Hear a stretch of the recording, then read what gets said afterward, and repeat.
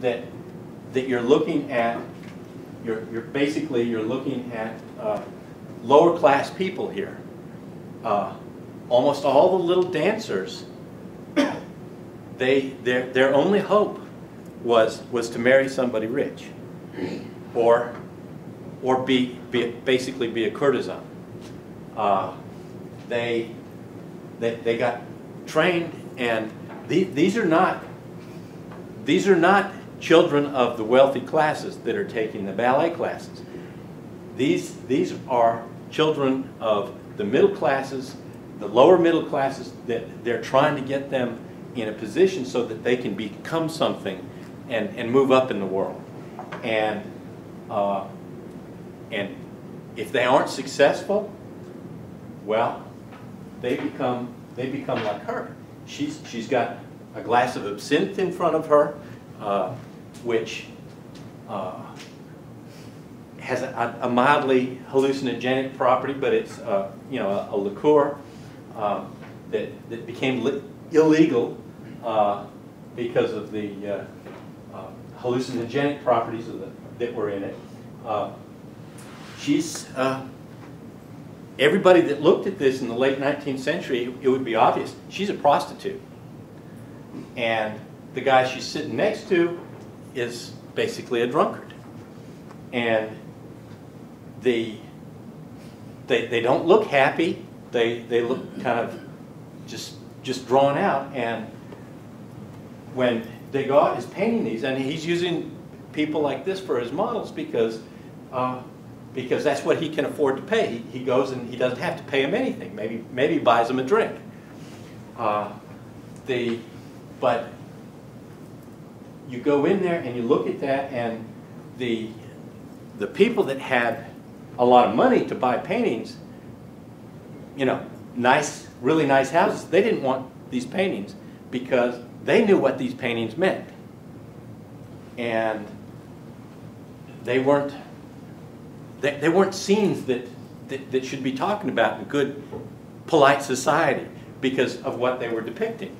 But that's why they're on the diagonal, so that Degas is telling you, you know, either they're going up or they're coming down. They're in Versailles again. Here he's got a building with all these broken windows, and he's showing it. It would be very easy to line, you know, he could have photographed it and lined it all up so that the lines were parallel with the edges of the paper, but he felt it would be a lot more interesting to think about that building that is abandoned and the windows are being broken, and look at the wonderful jagged patterns that are in there. It would be a lot more interesting if it's on the diagonal. And you know, this is 1934, so probably you know, a factory or a building that closed because of the Depression there in Paris. Dorothea Lange again. Here's sharecroppers' children sitting on the front porch, and it's photographed at that diagonal, which it leads you into their space, but they're kind of looking out at you, and they want to come out. They want something more, and that's what, by composing it this way, because they are children, she's saying they have a chance. Curved line, implications of movement again, but it's a lot more graceful, like I was talking about Brancusi's Bird in Space. Flowing, full of power sometimes, like a whirlwind or a spring. The Japanese artist Hokusai, you've got a carp swimming up the very stylized falls or whatever, and it has you don't think of carp. I don't think of carp. When I have seen carp, they're not they're not the most energetic of fishes compared to some, say, salmon or something, but he's made the carp look very graceful and full of power because of that curve, but it's in a vertical format. Rachel Rusch has this curve in these bouquet of flowers, which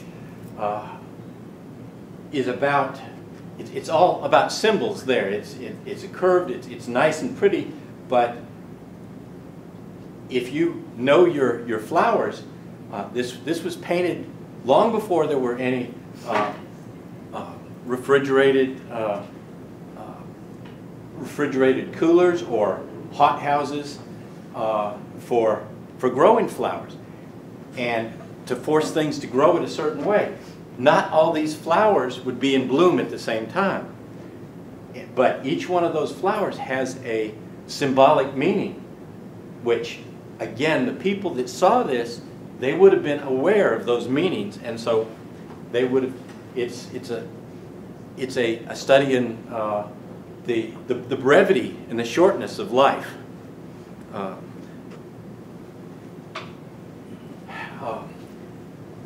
John Lorenzo Bernini, the Mannerist or Baroque architect and sculptor, he's showing David here, four different views of David before,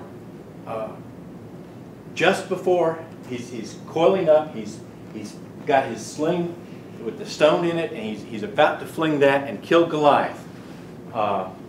Here's a shepherd boy, and he kills the giant, and basically wins the day for the Jewish people.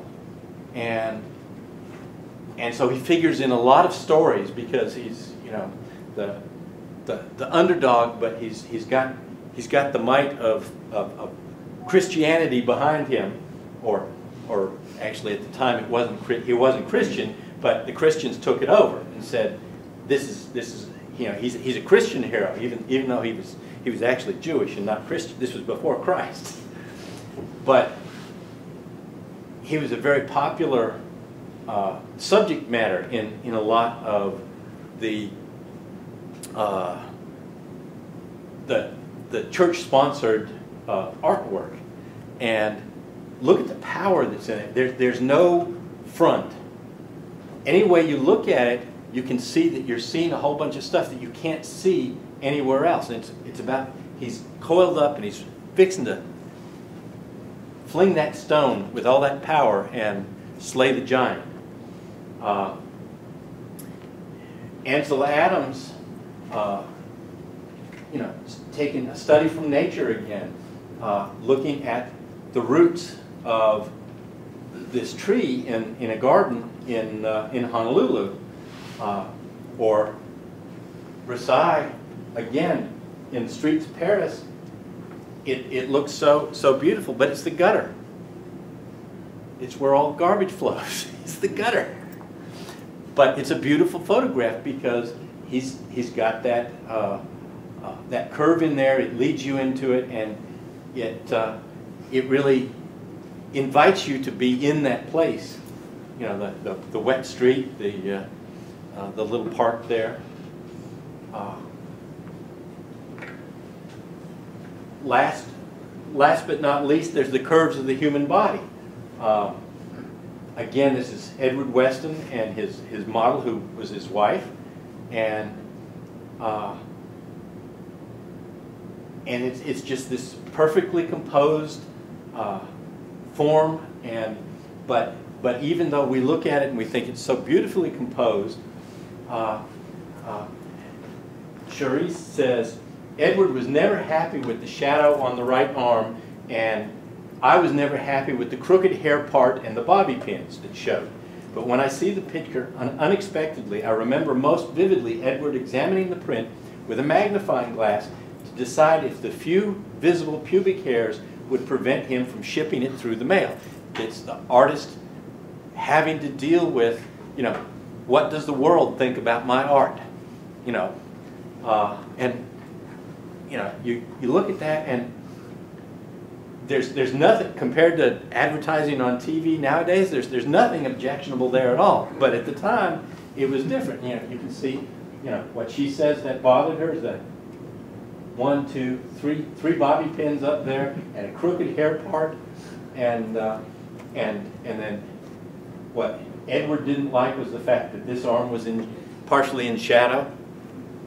But you know, we look at that and it's virtually perfect. There's nothing we could do to make it any better.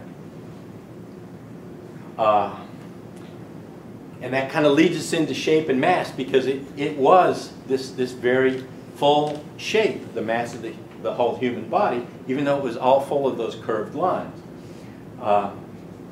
Shape is a two-dimensional area on the picture plane that has identifiable boundaries, usually enclosed by line, whether it's real or implied, and it has width and height. Mass is three-dimensional, and it has height, width, and depth. Here's a mass of marble, a mass of Danae, carved in marble by Rodin on the block of stone that she's sort of rising out of, and she's just slightly under life size, and she's presented about so that the top of her back is about here. So when you go to see her, you know, you're looking at this expansive. To see her at the angle we're seeing her right now, you'd have to squat down like this, because she's not up that high. But it's also well defined by the shape of the way it's been carved. But it's a shape when you're looking at a photograph of a piece of sculpture, but it's mass because it is solid. It's, you know, it probably weighs about maybe 3/4 of a ton. This was a little bit smaller stone piece by Henri Gaudier-Brejcha, who was killed in the First World War. But before he went to the battlefield, he was a very promising sculptor. And that, you know, crouching figure, it's all one solid chunk of stone, but it looks like it has all these parts. Again, it's a solid mass. And being a stone sculptor myself, you've got to think about that mass. You don't have arms outflung if you want it to survive. Lucian Freud, this is shape. I mean, if he was in the room with us, he would be very massive, you know, big guy sitting on that little couch. It almost looks like it's not big enough to hold up his weight, but it's shape.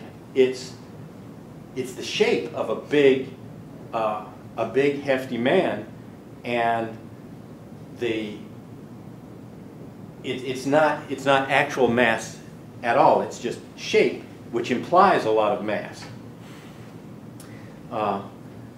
Irving Penn photographed Kate Moss in 1996, and again, we're seeing the shape of her body, which implies what the mass is about, but it's just these really nice curved lines, which let us imagine what we can't see.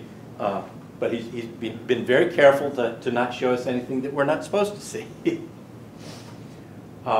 Closed form is something that's solid mass, or appears to be solid mass, has no holes nor openings. Open form has spaces that you can stick your hand through. The air can move through. Light can come through. Here are two different pieces of sculpture titled The Kiss, one by Brancusi from 1908 and one by Rodin from 1889. And it implies that there are two figures that are embracing and kissing each other. But that's one, there's no way you can't slide a piece of paper through there because it stops. It just goes in a little way. It's closed form. It's one solid mass. This is also just a single piece of stone, but the figures are life-size or slightly larger than life-size, and it's presented up kind of high, and your head is actually about the level of her knee there, but you could reach your hand in behind her knee and touch her, the calf of her other leg. There's space between their two torsos. Through the arm, there's space in there. So it's open form, and you can imagine even though it's very big, where Brancusi's piece is only about this big. They both are talking about the same subject, but in two entirely different ways, because one is the closed and very stylized form, and the other one is the open form. Alexander Calder's this untitled mobile is installed in the National Gallery of Art in Washington, D.C. And it's welded steel that's been painted, and it probably weighs maybe not quite as much as probably doesn't weigh quite as much as this, but it's getting close. It's a heavy piece of sculpture, but it's hanging from the ceiling, and because it's got so much open space around it, it looks like it's lightweight, and it moves in the air currents in the building, and you don't think of something really heavy being quite so lightweight looking, but it's all because he very carefully balanced all those pieces so that it could move very easily. It's not, and it's supported from the roof. But you wouldn't want to go into a building and stand underneath Rodin's sculpture of the Kiss. You'd think, well, it's going to fall on me. But you might not have any problem standing underneath this because it doesn't look heavy, even though it probably weighs close to the amount of that piece of stone. In photography, again, if you're thinking about closed form, well, Edward Weston took a photograph of a toilet, a commode, and I don't know if Excusado is a brand name. I have a feeling it might be,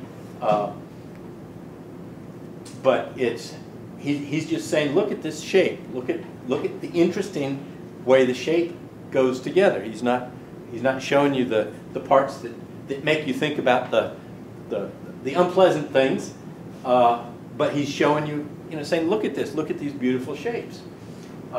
Ansel Adams takes a view of architecture and all these arches, and look how open it is. I mean, there's the open work fence. There's all these arches that go in and out, and you can just imagine yourself getting lost in all that space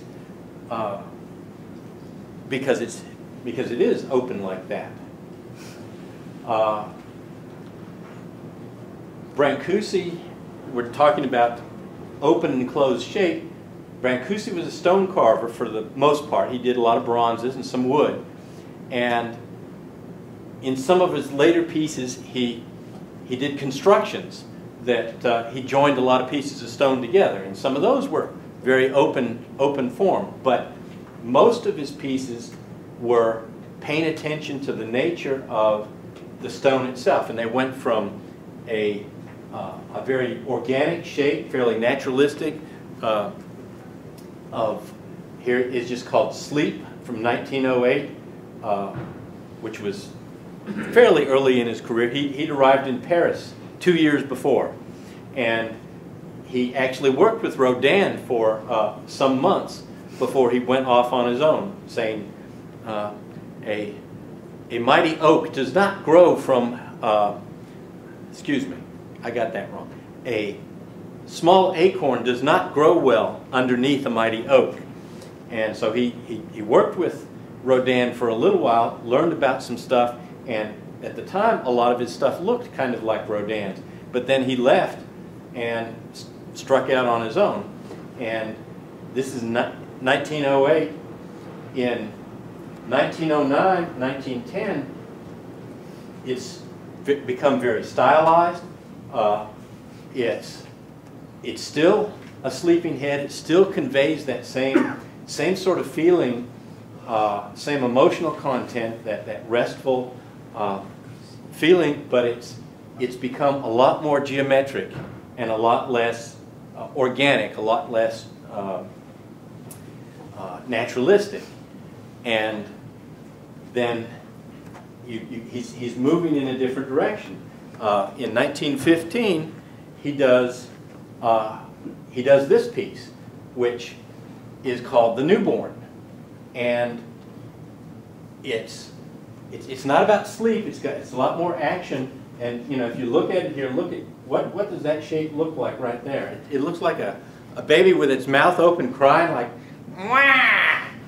and you know, there's nothing that says this is an eye or a nose or anything, but you can read that as a baby's head just being really unhappy to be wherever he is, and it's become a lot more geometric and very stylized, but it's still very closed form. Most stone sculpture is closed form. Isamu Noguchi, the Japanese-American sculptor, in 1929, he was supporting himself at the time by doing portraits of people. And some of his portraits look almost kind of like some of Rodin's sculpture. Very loose, very gestural.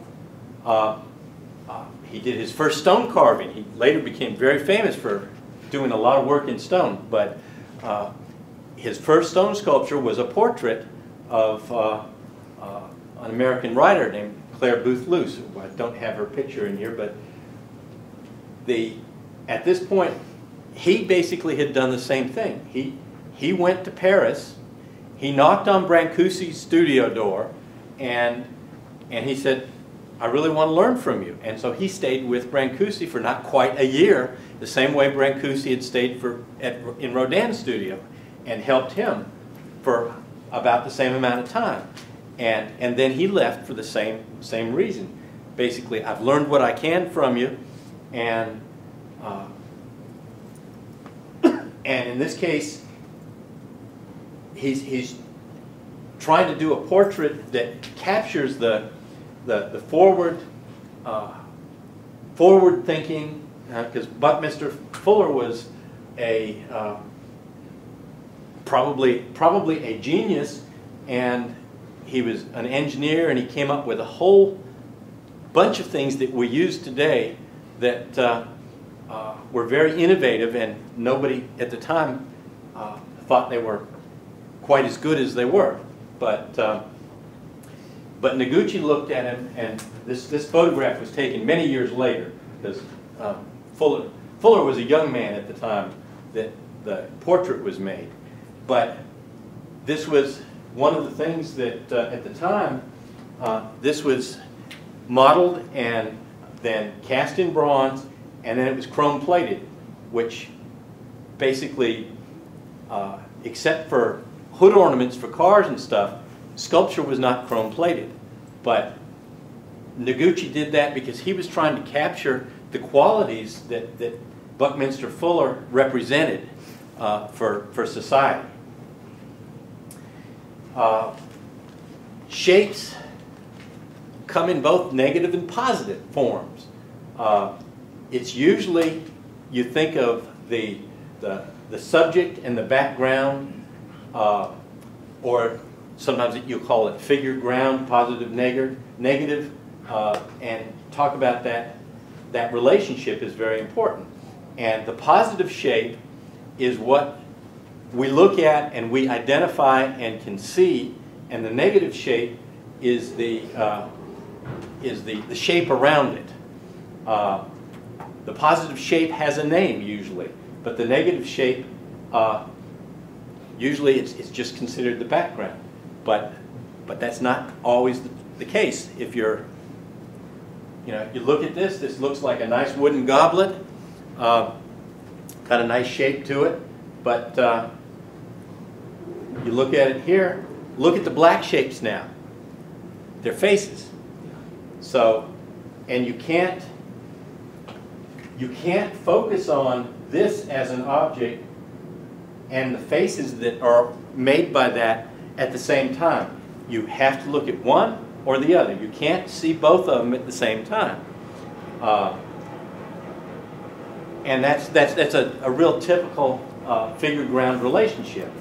Andy Goldsworthy, who works with nature, he goes out and he takes leaves and he does things, or he takes sticks and he does things to them. In nature, he takes no tools with him except his hands and a camera. He takes a camera. But he considers himself a sculptor, not a photographer. And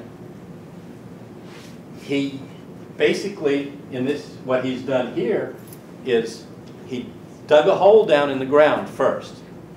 And when he had a hole, then he came in and went and gathered up red leaves and yellow leaves and orange leaves and brown leaves around the edge. And he very carefully arranged them so that it was in that, it seems a very natural sort of blend or gradation to focus your attention on that hole, but that hole is just this black void. And basically here, he came in and he took little pieces of thorn and he sewed leaves together, but then he tore out to leave that hole in the middle. And so that you're looking at all these leaves, but it's the hole that has become the positive thing, the thing you're supposed to see. That's what you focus on, is the hole, and usually you would look at the leaves, but you're not supposed to be looking at the leaves, you're supposed to be looking at the holes. In this case, he took sticks and stuck them together, but he did it on the surface of a pond, and he was very careful about the light when he photographed it. So you read it as that hole again, even though it's only half a hole. And it's all about our perceptions as humans, and what we see in nature is so much influenced by our mind and what we want to see. But it's figure ground relationship too in third dimension. M.C. Escher, you're probably familiar with. It's you've got the fish swimming, the white fish or light-colored fish swimming in the dark water down here. But then as you come up, what was the space between the fish becomes ducks flying through the air, or you've got angels and demons. And again, you can't see both of them at the same time. You can focus on one or you can focus on the other, but your brain just does not want to allow you to focus on both of them at the same time. And he's playing on that, and he's saying it's all about perception. It's all about how you see things. Hiroshi Sugimoto, again, besides doing the oceans, bodies of water, he has a whole series of theaters. He photographs empty theaters. And you'd say, well, this is the important part. I mean, there's nothing on the screen. This is the important part, is the theater itself, but it's all dark. Instead, we're focusing on that empty space where we see the picture projected, and it's not there. and he does a whole series of all these different theaters all over the world, and although each theater is unique and different, that varies very little in all the places that he goes and photographs, because it's always smack down and said, this is what you're supposed to look at, and it's just an empty white square. Bill Brandt pushed the contrast of his film when he photographed the figure, and so what we're looking at is he cropped it down, and except for the eye and the mouth and a little bit there on her breast, it's all either black or white. There's hardly any gray in there at all, and he wants you to look and realize that it's all about that relationship, what's empty space and what's solid material. And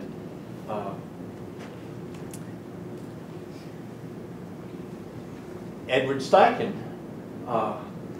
he photographed using sort of I don't know how he did it, but he may have smeared something on the lens to get a little bit of a soft focus or something, I'm not sure. But he photographed the sculptor Auguste Rodin almost completely in profile. You can see a little bit of the back of his head, the back of his ear, and he's sitting kind of in front, and it looks like he's looking at the thinker, but he's actually kind of looking in front of it. And then you can see the thinker again in profile, and then the white marble sculpture in the background of Victor Hugo. And again, it's playing, look how much information is crammed in that photograph, but it's all figure ground. It seems like it's some very meeting of the Titans or something up on Mount Olympus, to me anyhow. Here's this giant of sculpture, and then you've got the thinker, and you've got Victor Hugo, and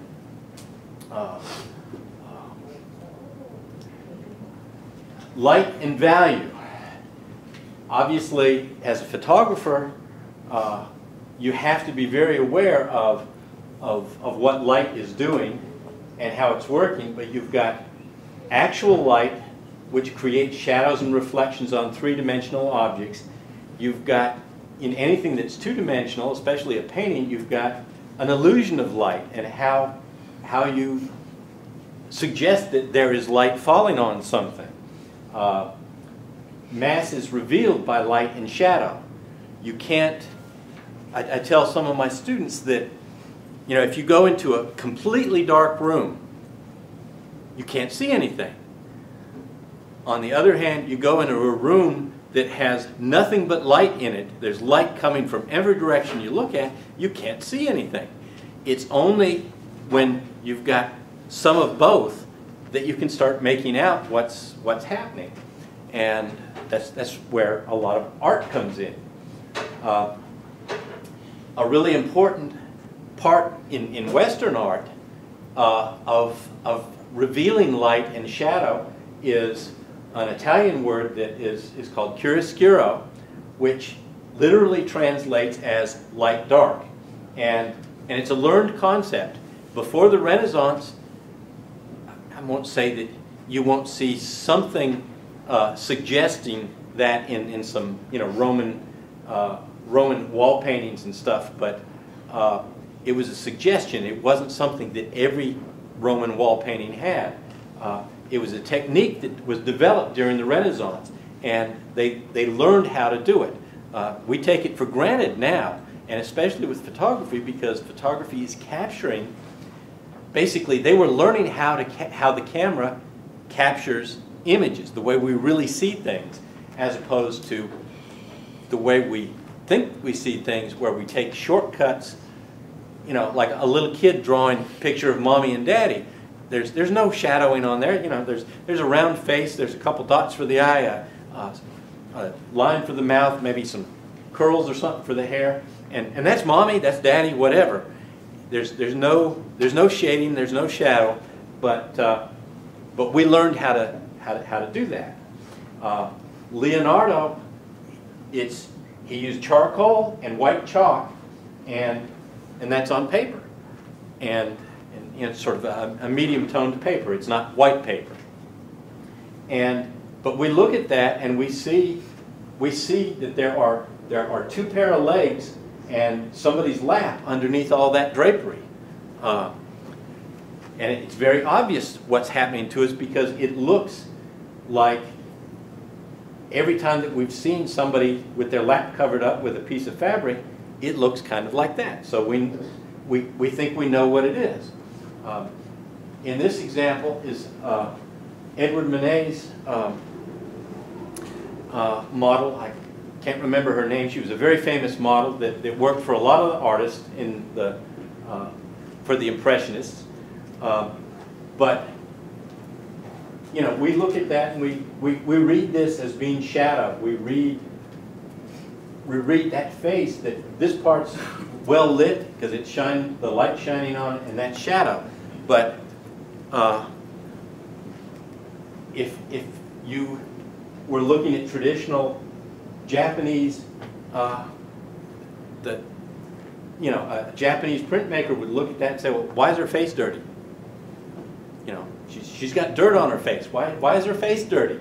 And because there's no tradition of the idea of chiaroscuro. It's all about those flat lines, those flat patterns, and so that's the learned concept.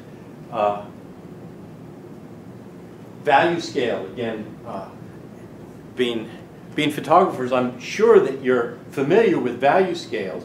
Not all my students are, but it's the idea of seeing all those different shades of gray, all those different values between pure white and pure black. If you look at Edward Weston or Jean-Luc Sieff's photographs here, every single one of those shades is in each of those photographs, from the blackest blacks to the whitest whites. The whitest white, again the blackest black, and everything in between. And so it reveals the form and makes us look at it and understand it, and it feels very rich, very satisfying.